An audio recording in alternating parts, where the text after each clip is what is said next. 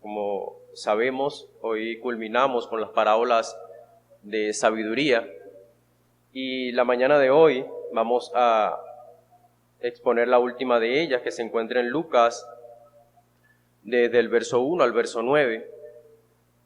Es bastante interesante el contenido de esta parábola,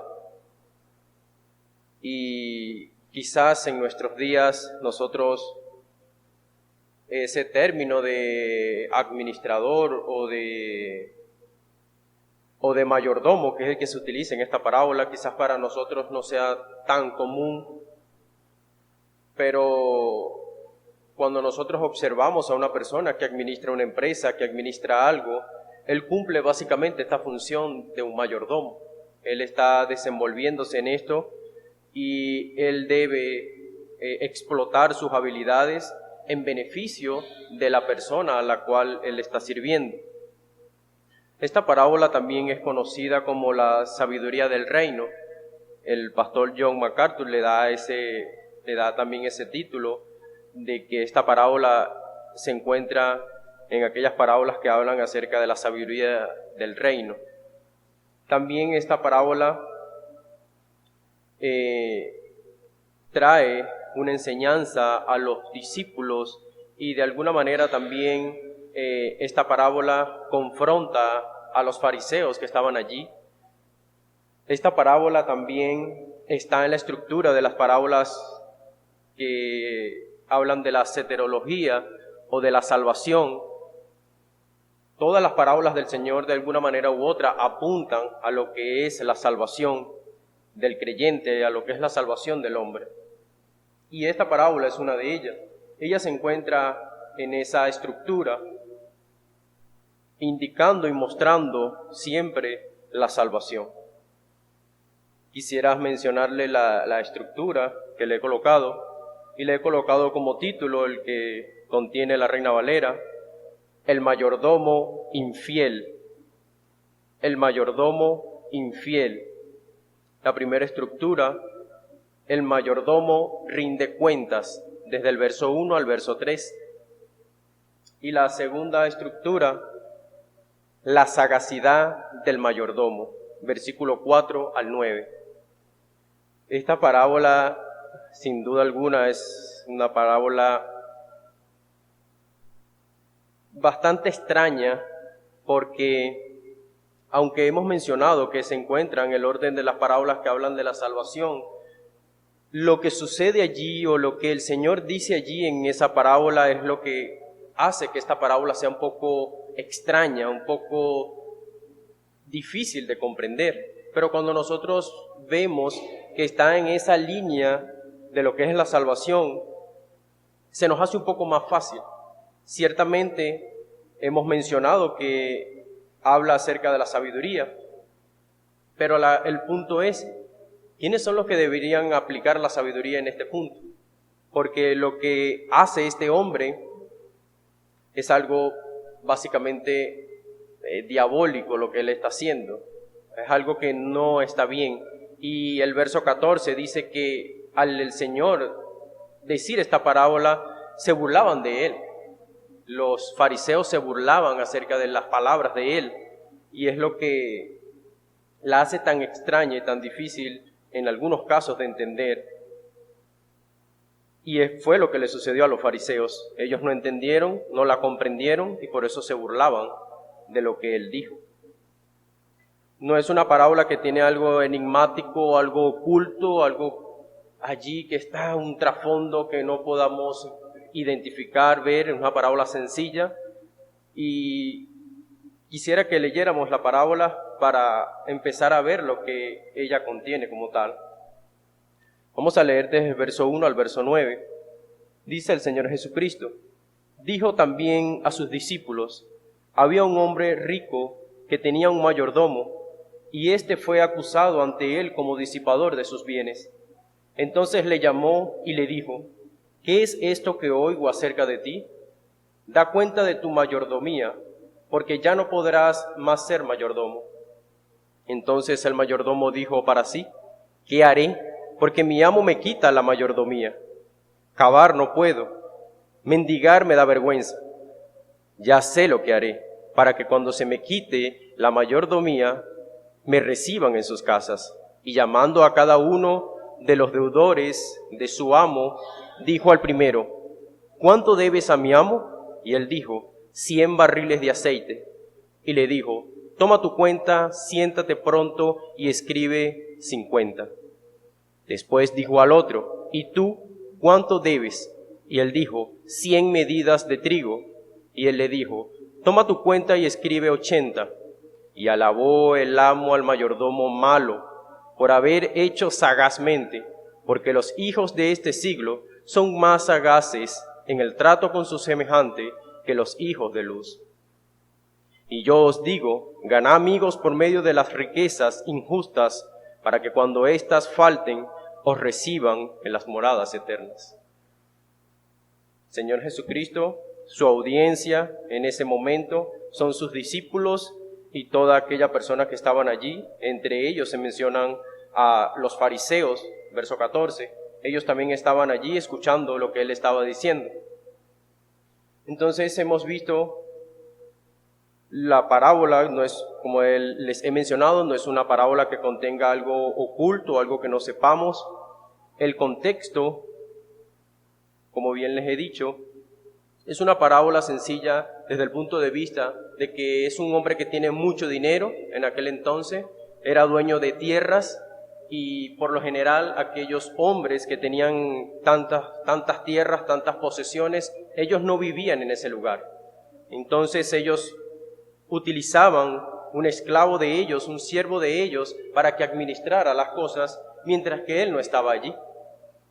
Esto lo deducimos por lo que dice la parábola, porque él se refiere en el verso 3 a su señor. Entonces podemos decir que era un esclavo el cual estaba cumpliendo esta función de mayordomo, y a medida que vayamos viendo la parábola van a surgir partes de lo que es el contexto de la misma. Entonces vemos al inicio de la parábola, el Señor les dice que había un hombre rico que tenía que tenía un mayordomo, y este fue acusado ante él como disipador de sus bienes. Esto de acusar, se cree que constantemente se estaba escuchando de que este mayordomo estaba disipando, estaba malgastando, estaba despilfarrando el dinero de su señor. Y el señor de aquel siervo, lo llama y le pregunta ¿qué es aquello que se oye? Algo que se oye, es algo que se escuchaba frecuentemente que este hombre estaba haciendo con los bienes de su señor. Este hombre, este mayordomo, estaba rodeado de aquellas personas que tenían dinero, porque al él estar al frente de los negocios de su señor, él estaba rodeado de aquellas personas que tenían dinero, y de alguna manera estaba al mismo nivel social de estos hombres. Él tenía prioridades, él tenía beneficios dentro de lo que eran esas tierras. Él administraba la siembra, administraba los negocios, administraba todo lo de su señor. Él tenía la facultad, tenía la capacidad de representar, de mediar con todos los demás agricultores. Se cree también que estas personas que deben son hombres de bajos recursos que estaban en las tierras, porque al deber no tienen suficiente recurso. Entonces vemos que este hombre es acusado ante su señor de una forma frecuente por las personas que estaban a su alrededor, de que estaba disipando los bienes de su amo.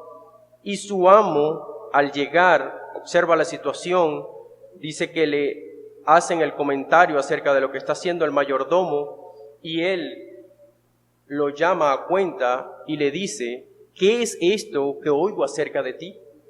¿Qué es esto que se dice frecuentemente de ti, que estás despilfarrando mi dinero, que estás malgastando mi dinero? Este hombre es confrontado por su amo, y este hombre entra en un trance de pensamiento y dice: ¿ahora qué haré? Porque la mayordomía o la administración se me va a quitar. esto voy a quedar con una muy mala reputación, nadie me va a querer, soy un hombre anciano o podemos decir un hombre débil, no tiene suficiente fuerza, como él lo expresa allí, no puedo cavar. Mendigar me da vergüenza hacer esto.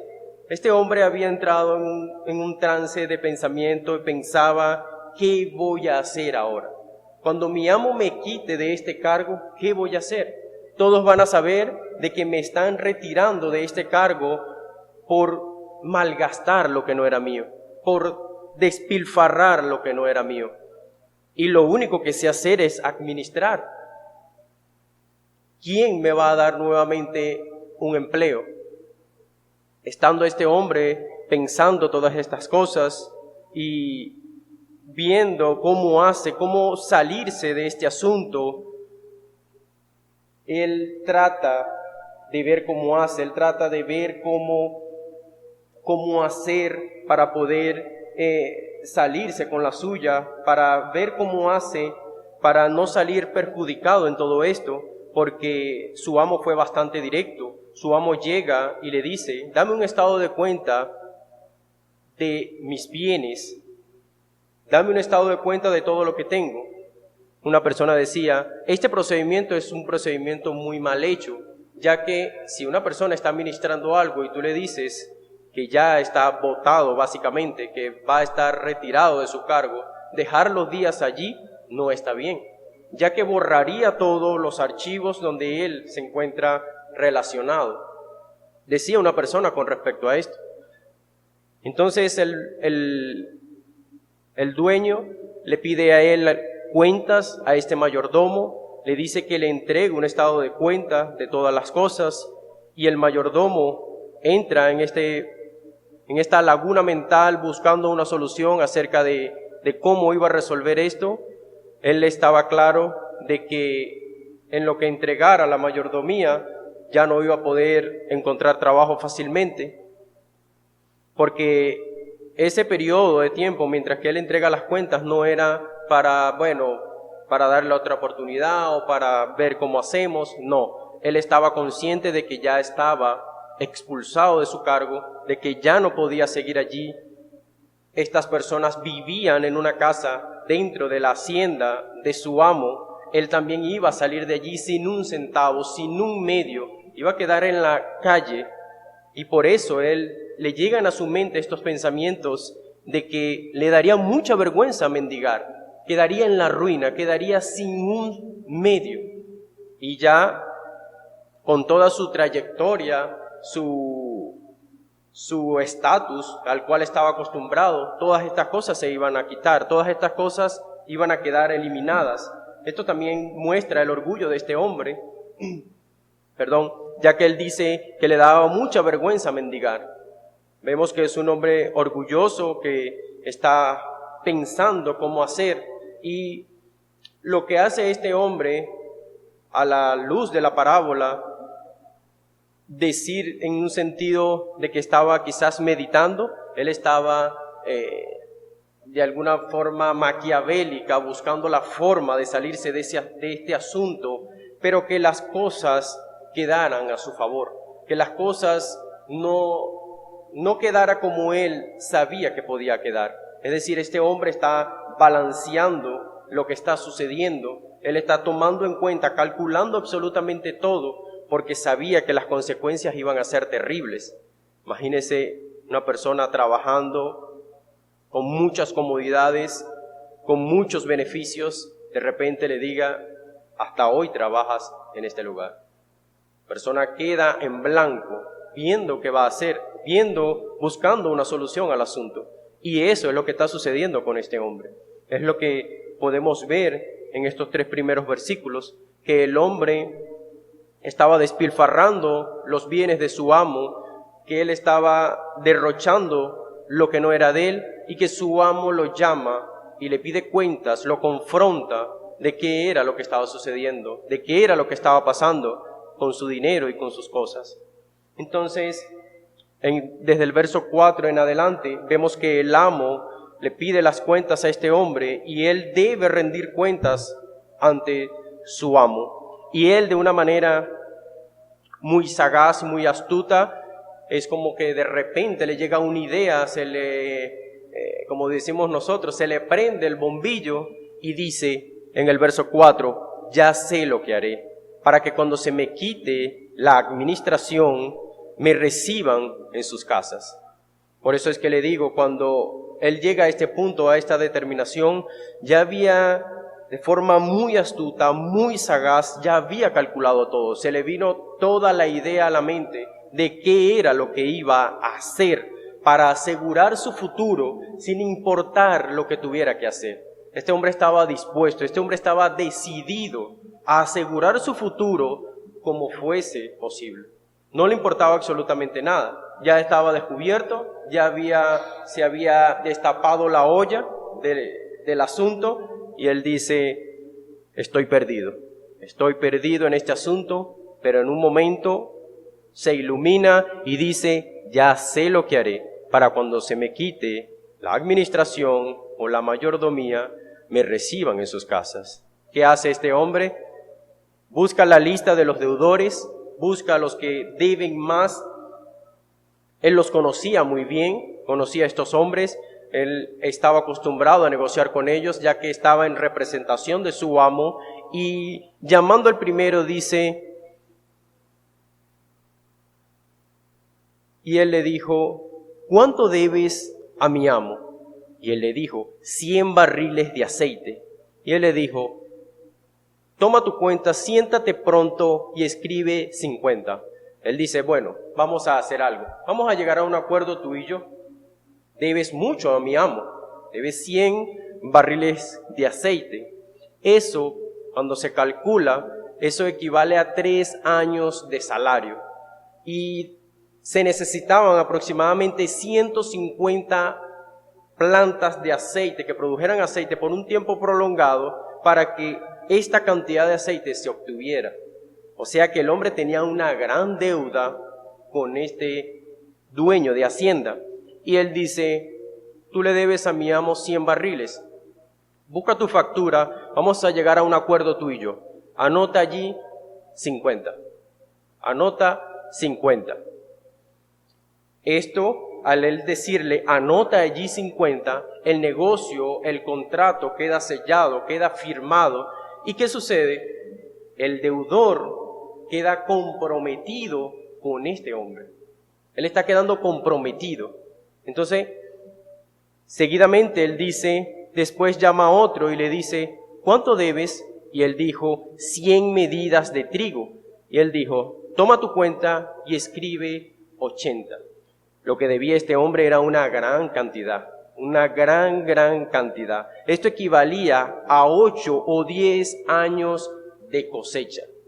Era muchísimo lo que él debía. Pero el mayordomo, de una forma muy astuta, descuenta de la cuenta de este hombre el 20%. Le dice rápidamente, anota 80. Es muy astuto, es muy sagaz este hombre, por eso es que les decía, es maquiavélico lo que él está haciendo.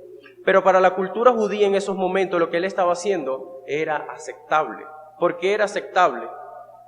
No el despilfarrar el dinero, sino lo que este tipo de acuerdo que él estaba haciendo con ellos se hacía en momentos de hambruna o en momentos que las cosechas se perdían por incendio, por mucha agua, que todo se perdía.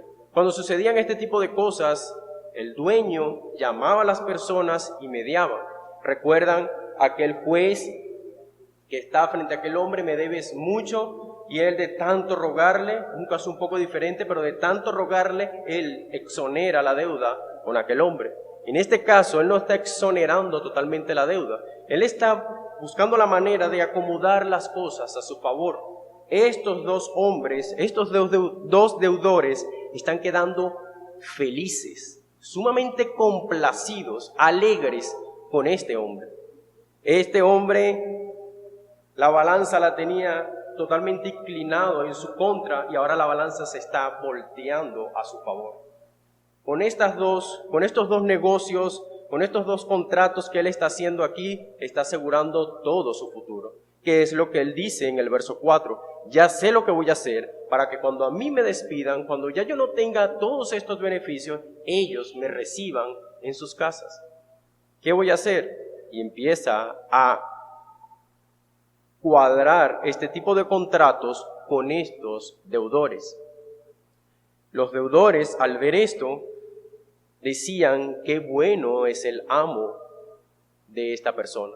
Es un hombre sumamente bueno, es un hombre sumamente bondadoso, es el mejor que hay. Voy a seguir haciendo negocios con él. Al exonerarte, si debes $5,000, bueno, me debes ahora $2,000. Te voy a exonerar $3,000. Vas a quedar sumamente agradecido con esa persona. Vas a buscar la manera de ayudarlo, de acogerlo, porque te está haciendo un gran beneficio a ti. Y es lo que hace este mayordomo infiel con estos deudores. Él busca la manera, con las deudas que tienen con él, de acomodar todo para que en aquel día él pueda ser recibido en estas casas de estos hombres. Es un hombre, sin duda alguna, sagaz, astuto en gran manera. Y aquí nuestra parábola va hacia arriba y aquí llega al punto más alto, cuando el Señor dice en el verso 8: y alabó el amo al mayordomo malo por haber hecho sagazmente, porque los hijos de este siglo son más sagaces en el trato con sus semejantes que los hijos de luz. Esto es lo que hace que los fariseos se burlen del Señor. Ellos, sin duda alguna, en ese momento esperaban que el Señor dijera: cuando venga el amo de este siervo, debe castigarlo duramente. En el Evangelio de Mateo sale el Señor y dice: cuando venga el Señor de aquel siervo, lo castigará duramente. Ellos esperaban que el Señor dijera esto. Ellos se escandalizan, se burlan del Señor cuando Él dice que alaba a ese mayordomo.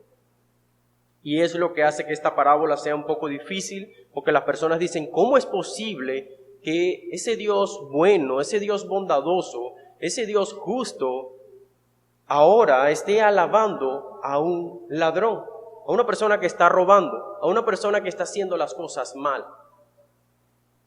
Ese es al punto donde llegan ellos, y es al punto que quizás cualquier persona puede llegar al ver cómo esta locura, este desfalco que está haciendo este hombre es alabado. Pero el asunto lo muestra el mismo verso 8, cuando él dice: los hijos de este siglo, es decir, los pecadores de este mundo, son más astutos. Ellos manipulan a sus semejantes con mucha facilidad para conseguir las cosas que quieren. Cuando dice los hijos de este siglo, se refiere a los pecadores, y él hace un contraste con los hijos de luz, que son los creyentes. Los hijos de luz allí se refiere a los creyentes, y es allí el punto del Señor, donde Él quiere enseñar a los discípulos, no a que manipulen a los demás, sino que aprendan a utilizar lo que tienen para ganar almas, para ganar esos pecadores que se van a perder. Este hombre estaba totalmente perdido en lo que estaba haciendo. Este hombre no tenía ningún tipo de oportunidad. ¿Pero qué hace este hombre? Este hombre redirecciona las cosas a su favor. Es como un carro sin control, sin dirección, en muchas curvas, y que el chofer logre en un punto dominar la situación. Eso fue lo que hizo este hombre. Todo se le salió de control, todo se le volvió un caos, y él, por actuar como actuó, logró controlar la situación. Eso es lo que el Señor quiere que los hijos de luz puedan ver y puedan entender, que ellos deben actuar de forma sabia, utilizando los recursos que tienen para ganar almas, para ganar a aquellas personas que están perdidas. Y el verso 9 lo dice: y yo os digo, ganad amigos por medio de las riquezas injustas, para que cuando éstas falten, os reciban en las moradas eternas. El creyente debe utilizar su dinero, debe utilizar todo lo que Dios le ha puesto en su administración para ganar almas, para ganar amigos, para que cuando partamos de este mundo, para que cuando lo material se quede en este mundo, ellos nos reciban en las moradas eternas. Ellos estén allí con nosotros. Entonces, tomando en cuenta que la parábola también habla acerca de lo que es el dinero y la administración y todas estas cosas, entonces el Señor quería que sus discípulos y que nosotros aprendamos a administrar las cosas que tenemos para ganar amigos para la eternidad. Es una forma de que nosotros aprendamos a pensar desde una perspectiva divina con respecto a los pecadores en este mundo. Esto nos ayuda, esta parábola nos ayuda también a nosotros a ver la condición caída del hombre, ver su astucia, ver su forma de concretar las cosas, de llegar a acuerdos. Y nosotros podemos hacer esto en la parte espiritual con aquellas personas que están perdidas, con aquellas personas que no tienen oportunidad. Tenemos muchos recursos a nuestro favor para hacer esto. Tenemos la palabra de Dios, tenemos la gracia de Dios, tenemos el Espíritu de Dios, tenemos muchas cosas de alguna manera bajo nuestra administración. No que nosotros las gobernemos o la llevemos en un sentido, pero nosotros estamos involucrados en esto. Nosotros somos parte de esos hijos de luz, pertenecemos a eso. Y ese era el punto donde el Señor quería llevar a sus discípulos. Quizás los fariseos se burlan de Él porque ellos también eran ávaros. Ellos eran hombres corruptos, hombres que hacían las cosas siempre para su beneficio, siempre para su propio bienestar y no pensaban en nadie más.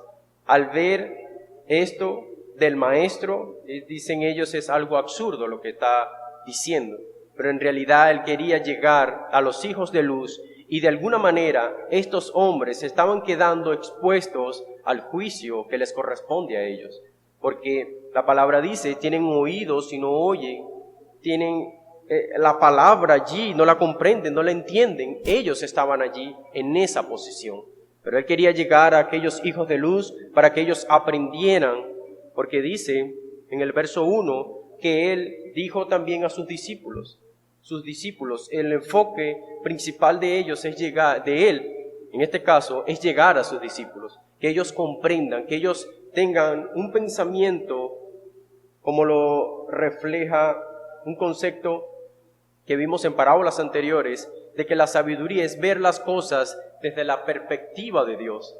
Si vamos a aplicar sabiduría, veamos las cosas como Dios las ve. Veamos a los pecadores como son. Los pecadores comúnmente actúan así. Los pecadores no les importa lo que tengan que hacer con tal de asegurar su futuro. No les importa. Si tengo que engañar, si tengo que robar, si tengo que acomodar estas cosas en este lugar para que yo me beneficie, eso no me importa. Su objetivo principal es asegurar su futuro. Y es lo que nos muestra el verso. Este hombre estuvo dispuesto, centrado, pensó todo lo que iba a hacer y llegó y dio en el blanco con lo que iba a hacer.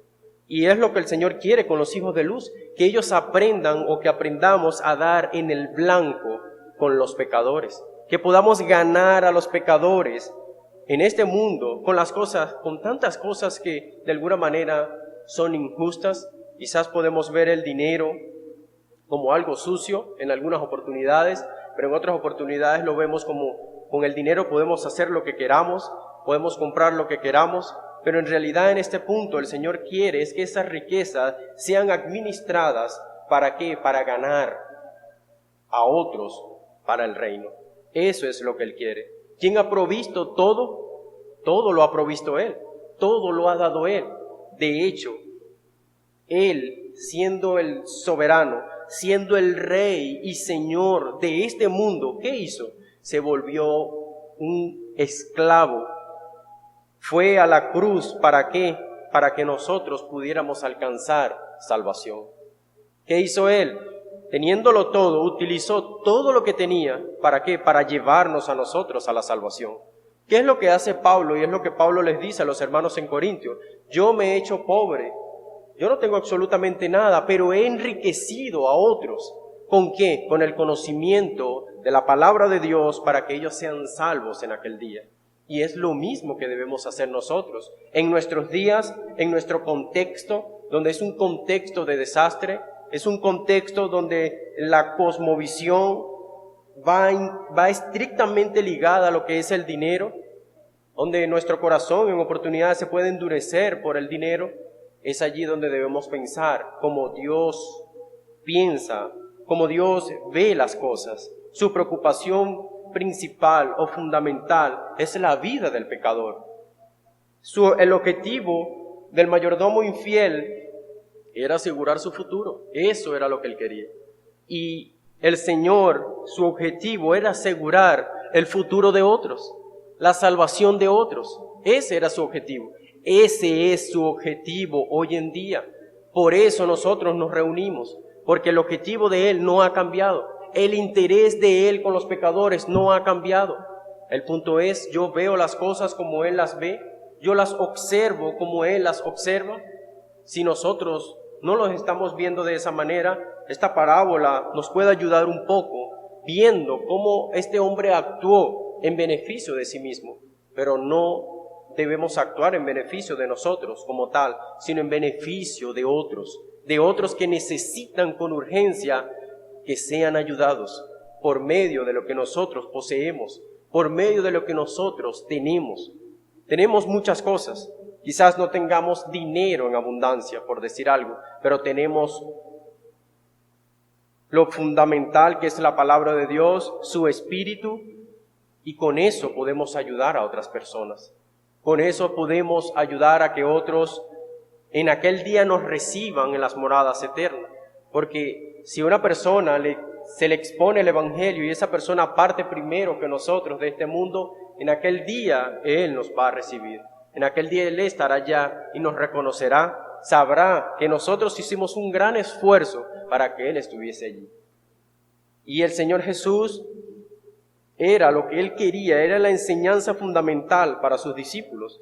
Y es allí donde nosotros debemos llegar al punto de aplicar la sabiduría, pero viendo las cosas como Él las ve. Si vemos las cosas como Dios las ve, por medio de su palabra tendremos la capacidad de actuar de manera correcta, porque Él es el que hace todas las cosas. Él es el que hace todo posible, es el que puede limpiar al hombre, es el que puede salvar al hombre de sus propios pecados. Es bastante interesante cuando vemos cómo el Señor Jesús, viendo su interés, viendo su intención de salvar a los pecadores, cómo Él fue tan centrado, viéndolo desde la perspectiva de un hombre, viendo a un hombre allí predicando, exponiendo estas parábolas, un hombre que estaba centrado, que estaba decidido, que no le importaba absolutamente nada, que estos religiosos poderosos se burlaran de él, se rieran de lo que él estaba diciendo, pero él sabía lo que estaba haciendo. Y eso, hermanos, también pasa en nuestros días. En nuestros días se burlan del Evangelio, se burlan del creyente, pero nosotros no debemos tener vergüenza, debemos estar centrados siempre en lo que Él quiere hacer en este mundo. Esta semana fui a un lugar y me quedé sorprendido por la cantidad de creyentes que habían allí. Habían muchos cristianos. Nunca había ido a un lugar que no fuese una iglesia, donde hubieran tantos creyentes. Y es un lugar, hermanos, muy lejos, donde no hay muchas comodidades, donde no hay muchas cosas cómodas allí, pero hay muchos creyentes. Veía muchísimos cristianos. Y yo decía, cómo la gracia y la misericordia de Dios arropa a los pecadores.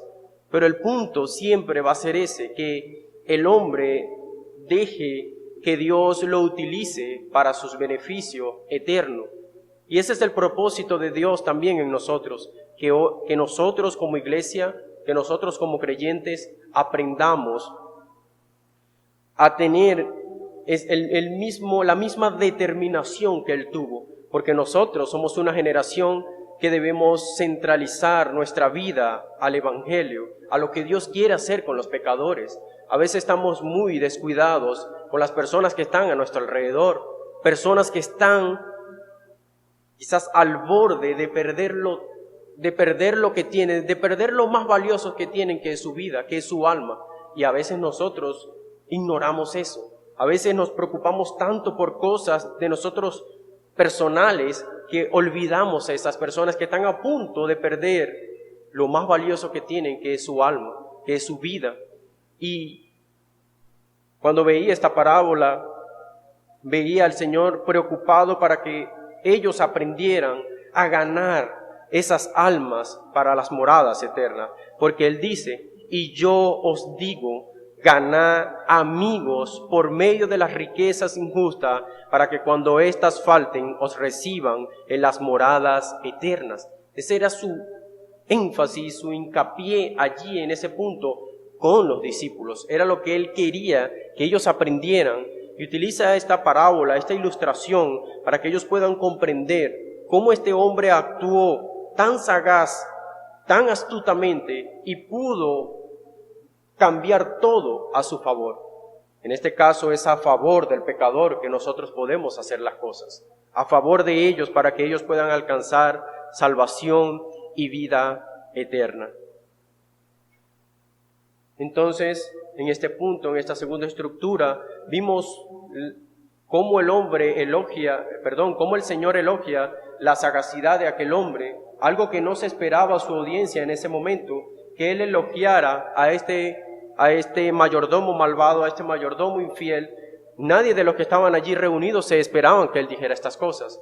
Ellos esperaban que Él dijera, este hombre debe ser castigado, este hombre debe ser juzgado, pero el Señor elogia la sagacidad de este hombre, cómo Él logró que todo quedara a su favor cuando Él todo lo tenía perdido.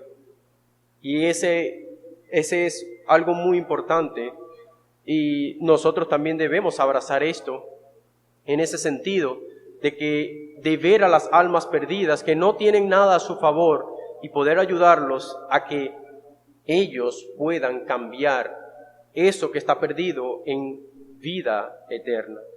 Eso lo podemos hacer nosotros con la ayuda de nuestro Dios, no pensando tanto quizás en nosotros, sino pensando en que ellos están perdidos y que tienen todo perdido en este mundo.